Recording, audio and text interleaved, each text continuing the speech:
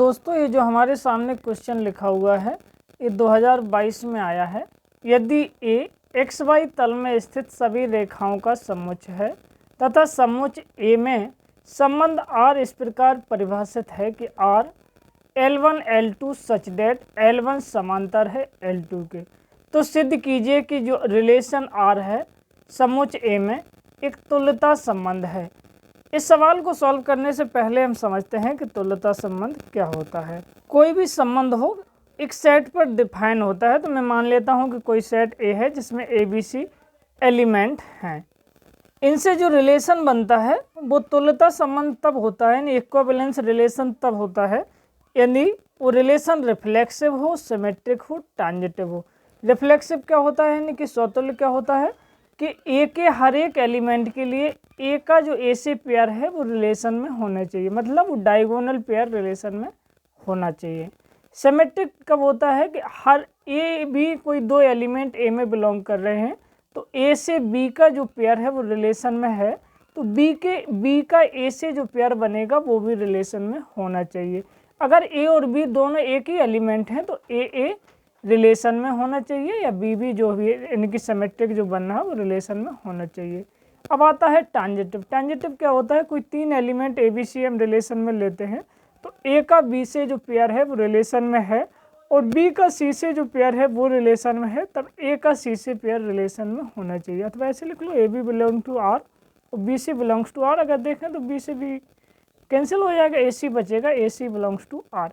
इसमें एक अपवाद होता है कि सिंगल पेयर भी ट्रांजिटिव होता है, जैसे A B belongs to R अकेला दिया हो बाकी कुछ भी ना हो, तो क्या है B C belongs to R अगर अवेलेबल नहीं है तब भी A B belongs to R एक ट्रांजिटिव होता है। तो हमें अब क्या दिखाना है, तुल्यता दिखाने के लिए रिफ्लेक्सिव है हमारा रिलेशन, सिमेट्रिक हो और ट्रांजिटिव हो। अगर ये तीन कंडीशन को फॉलो करता है तो हमारा रिलेशन इक्विवेलेंस यानी कि तुल्यता संबंध होता है।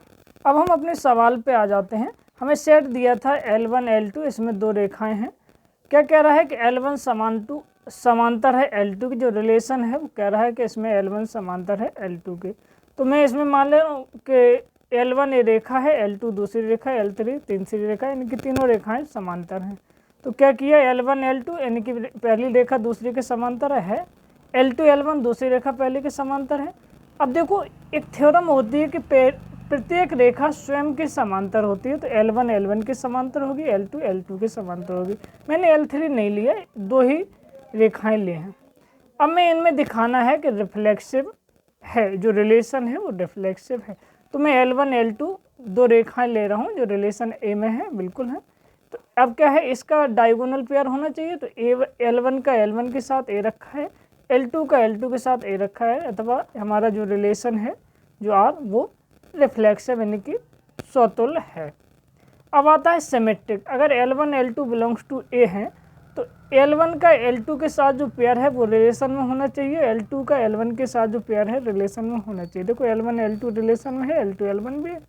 अगर L1 L2 दोनों बराबर हैं तो L1 L1 R में होना चाहिए, L2 L2 R में। देखो ये रखे, अथवा अर्थात हमारा जो रिलेशन है वो सिमेट्रिक भी है।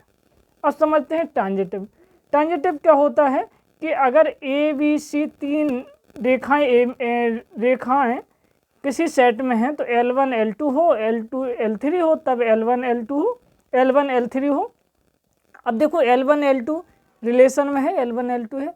अब मैंने दूसरा पेयर लिया L2 L1 रखा, तो अब L2 से L2 कैंसिल, तो L1 L1 देखो रिलेशन में है।